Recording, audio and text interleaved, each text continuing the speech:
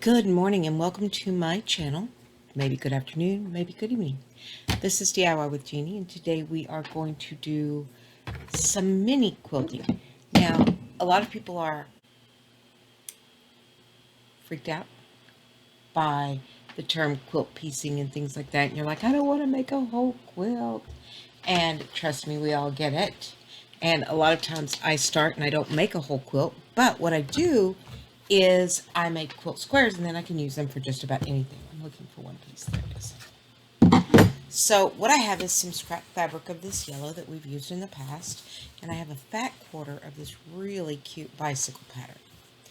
And we are going to make keychains, refrigerator magnets, or magnets for anywhere. You can use the squares to make bigger blocks so that you can maybe make, let's see, what else could you make? You could make a small handbag. You could make a coin purse. But let me show you what these look like. Now this one is just a 4-patch. You'll notice it's just got 4 different patches. These 2 are the same material. These 2 are the same material. And we do that with quilt piecing or quilt strips. And what I mean by that is you take one fabric and you're going to make a strip out of it. I'll show you how we do that. Move everybody. So for this one, what I'm going to do is that's 1-inch strips. So let's do 1.5. So first thing I want to do is square up a side. Just want to make sure I have a nice straight edge, and you'll notice I don't. So what I'm going to do is I'm just going to take that little piece off so that I have a straight edge. That's now garbage because I can't really save it. So we're going to turn it so it's easier for me to cut. Doesn't matter how you do it, but what you're going to do is use your ruler to measure. Now I want a 1-inch strip, I said. So let me go to this side, because this side is 1.5 inches and I just want 1 inch. So these solid lines, the white lines, are 1 inch. The orange line is 1/2 inch. And you use that for seam allowance, but on this one, I just want a tiny little square. So we are going to line that up with that side we squared. So see how straight that is on this inside white line? We're going to cut that. Now, if you've never been on my channel before, we do a lot of sewing. I'm going to be doing a little more quilting because we're getting closer to the holidays and it takes longer to make gifts. So we will be working on different blocks and putting blocks together,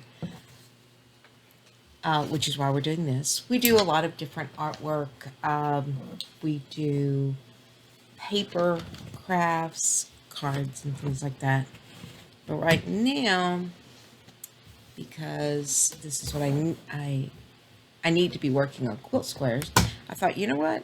I'm going to show you a way to use quilt squares that is not quite as intimidating as making a whole quilt. I need to put a new blade in. I've got one edge or one spot on it that just does not cut through. And that's why I pick it up and move it. So let's cut that. I just need a piece, so I'm just going to cut that little strip off. And now we're going to take our 2 pieces. I'm going to put right sides together. And I want to go sew this strip together. So I'm going to iron it to make sure it's nice and flat.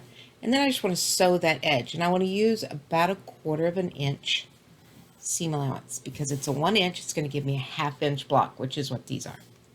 So let's go do that real quick. Be right back. Okay, so there are our 2 strips sewn together, and I went ahead and ironed. Spot there. Ironed it open for us. Now, you can then cut it. I brought a smaller ruler. You can then cut it into 1-inch squares, just like I did here. I cut 1-inch squares and put those together. but I want to do something a little different. I'll show you some others.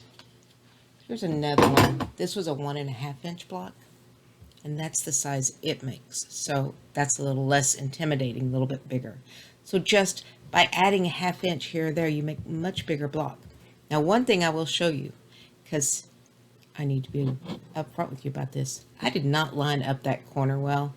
I wasn't even looking at it when I put it together. I was just looking at how I had it ironed, and I should have moved that over just a hair so that my 4 would come together like they did here. See how my corners all came together the right way? That's a me problem. I did that, but you know, it's okay.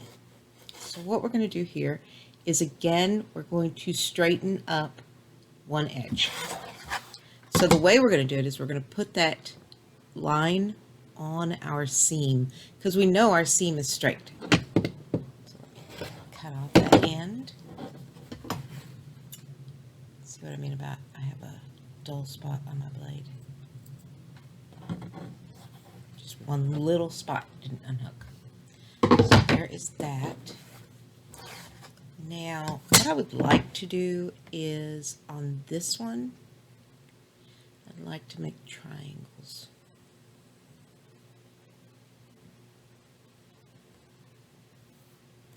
So, we're going to do it this way. We want to line our angle line up with that line we just squared. And I'm right-handed, so let me turn this. What on earth have I done? There we go. And we want the corner at the corner, straight line. And I'm going to cut right there. So now I have this triangle. Now what I want is this triangle. So I don't want to make a straight line. I now want to take, like this, line that straight edge and that corner. We're going to cut that one.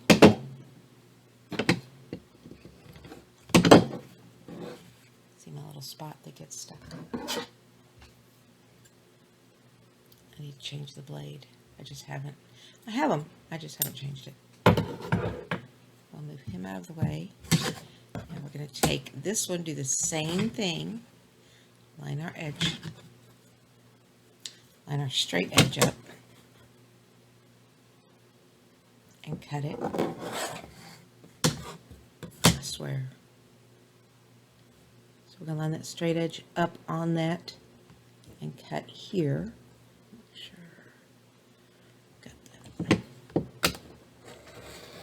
And now we have a different block. So we could put it together like this. And then I would need 2 more strips of that, put it together.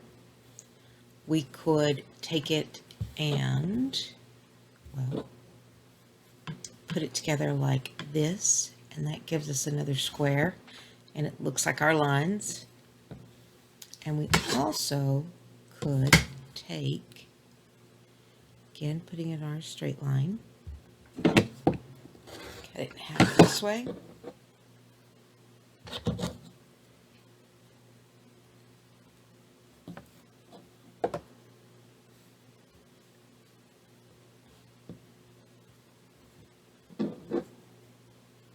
yeah, and make a square like this.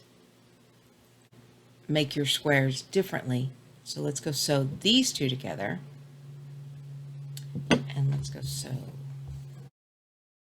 Okay, we got it together. That one.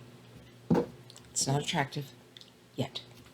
So what we're going to do now is take and place that line back in the middle on our seam. And we just want to square it up. You can use any ruler to square it up because what you're doing is you're just making sure that the square part of your ruler cuts off those 2 edges. So now I'm going to turn it.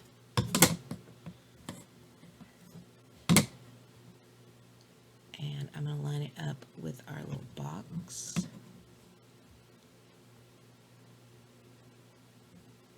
and a straight line at the bottom.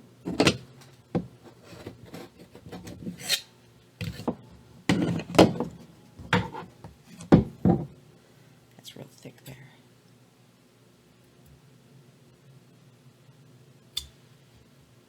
So I'm taking all that corner off. And you just keep doing it until you get a nice square that you're happy with. Back in the middle again. I'm going to take this really crooked area off. So see, I have a tiny quilt square. And now I can do just about anything with it. On this one, what I did was I put some fusible interfacing. It's called fusible fleece onto the back of it.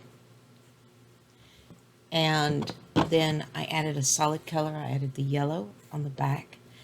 Trim up those threads. They're just kind of hanging out.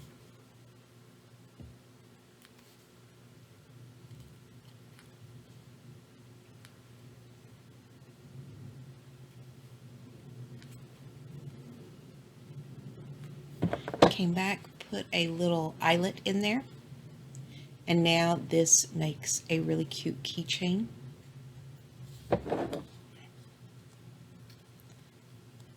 And especially if you make, different types of squares. See, this one has that boxed corner, but I made the inside a little different.